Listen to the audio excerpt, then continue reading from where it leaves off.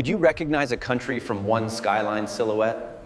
Poland is written in brick, timber, and the stubborn craft of rebuilding. Poland isn't one style. It's a stack of eras, each layer still visible if you know where to look.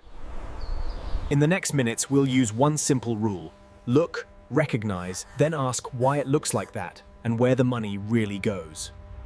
We begin in the Baltic north, where clay becomes brick, and brick becomes fortress. Brick Gothic is Poland's northern signature. Sharp lines, pointed arches, and walls thick enough to feel like geology. In this region, good building stone is scarce. Clay and forests are plentiful, so builders mastered kilns, mortar, and mass-produced brick. And the icon is Malbork, a Gothic brick-built castle complex designed to project power and control trade routes. To understand it, think in systems. Defensive rings, gate sequences, and courtyards that sort people into spaces. Those pointed arches are not decoration. They push loads down into piers, letting builders open up taller spaces with less collapse risk. Even the brick patterns matter. Bonds, rhythms, and darker bricks become a visual code you can spot from far away. Now watch the architecture of control. Entries that turn, corridors that narrow, and doors layered like punctuation. In siege logic, time is a weapon.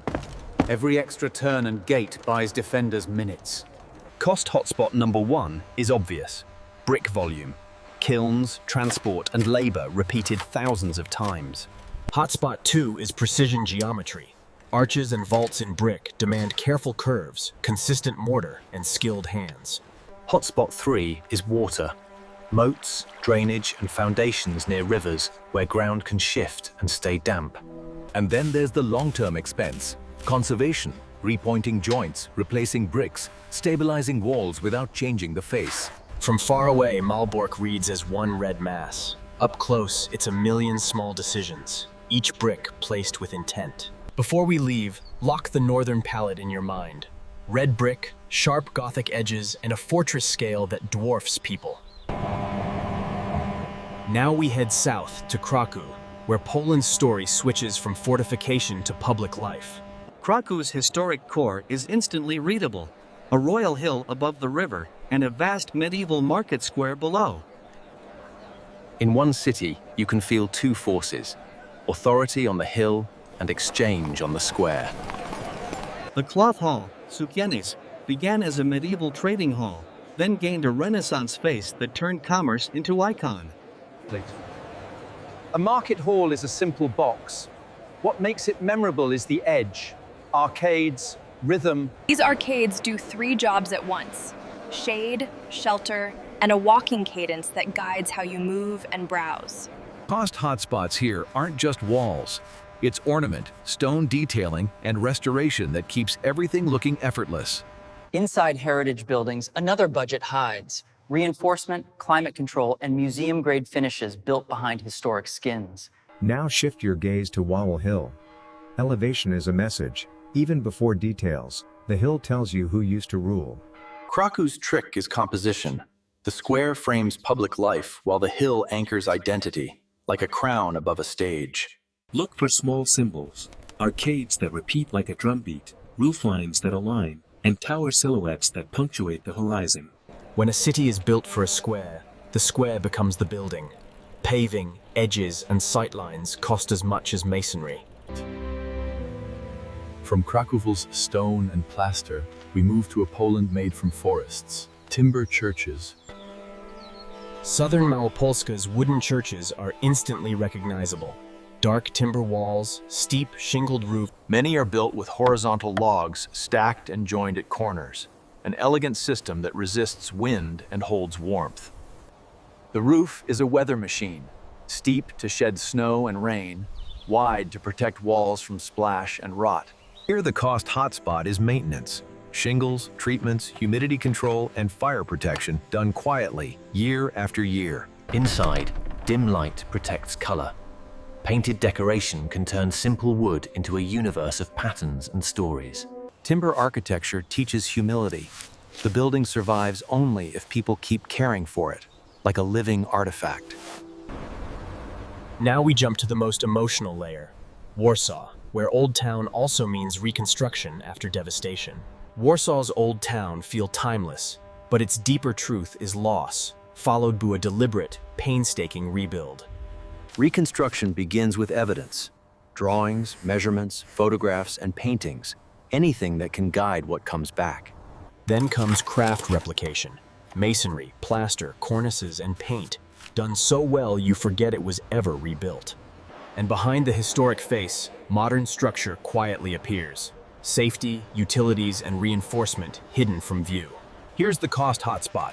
Reconstruction is research-heavy and labor-heavy because authenticity is manufactured, not found. Public space is the other budget.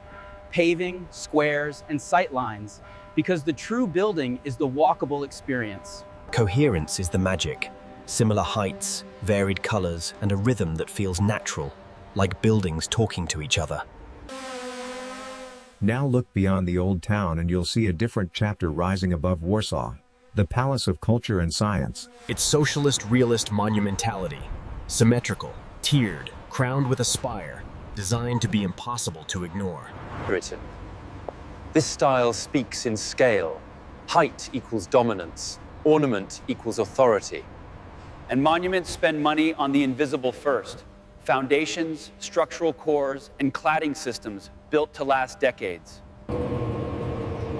But Poland's 20th century layer isn't only one tower. It's also planned districts, cities. Nowa Huta near Kraków is the clearest example. Broad avenues, axial squares, and a planned order that's readable from above. Planned urbanism spends early on infrastructure, utilities, roadbeds, tram lines, and public spaces that shape daily life. Then people adapt it. Balconies fill with plants, storefronts appear, and rigid geometry slowly becomes ordinary home. So Poland becomes a stack you can read. Brick Gothic in the north, royal squares in the south, timbercraft in the hills, and reconstruction in the capital. Brick Gothic isn't only castles. In northern towns, brick churches and warehouses repeat the same sharp Gothic grammar in everyday streets. Look for the giveaways. Stepped gables, narrow vertical windows, and long walls broken into a steady rhythm of piers and bays. How was it built at scale? Standard bricks, repeated modules, and skilled masons who could keep geometry consistent over enormous distances. Where does money go in brick heritage today? Matching materials, careful mortar chemistry, and time, because fast repairs usually fail. Even one small detail can brand the whole region. A single pointed arch, and you already feel the Baltic North. Now shift south again, because Krakow's signature isn't defense thickness, it's elegance, arcades. Inside royal complexes, money hides in stone carving and durable surfaces. Steps look upward in Kraków. Roof lines align, but towers break the line. Punctuation marks for faith, power, and orientation. The market square is a designed room. The facades are the walls, and the ground plane is the stage where daily life performs. Arcades also protect commerce from weather, shade in summer, shelter in rain, turning climate into architecture.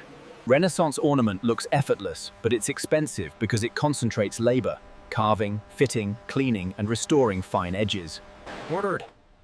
And don't forget the invisible budget, crowd flow, safety, and maintenance, because iconic squares are From Kraków, Poland's material story flips again. Wood, where structure is joinery, not stone or mortar.